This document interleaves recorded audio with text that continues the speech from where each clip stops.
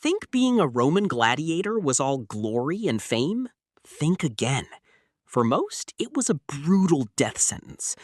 Most gladiators were prisoners of war, criminals, or slaves, but some were freemen, signing away their freedom for a shot at debts paid.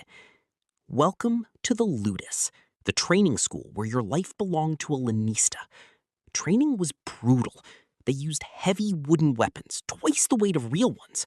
Surprisingly, they had top-tier medical care. They were expensive investments. Their diet? Mostly barley and beans. Fat kept them protected from deep cuts. Before the fight, you were assigned a class. No two fights were identical.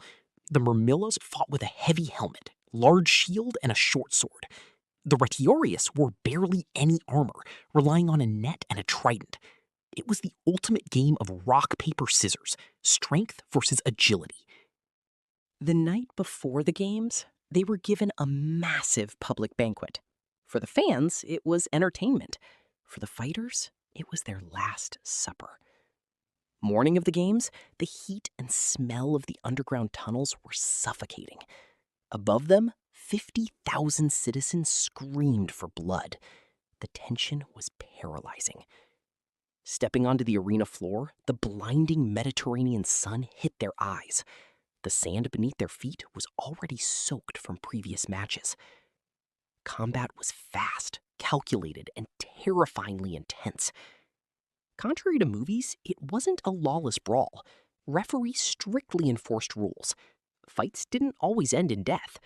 A defeated gladiator could raise a finger to yield. The ultimate decision rested with the editor, usually swayed by the crowd, the famous thumbs up or down. Historians say it was likely a different gesture entirely. The ultimate prize, a wooden sword called a ludus, symbolizing their absolute freedom. Winners became superstars. Romans even bought vials of gladiator sweat as an aphrodisiac. You survived long enough to retire, but those who did became legends. They were slaves in chains, yet celebrated as the icons of an empire. So, would you have survived the sands of the Roman arena?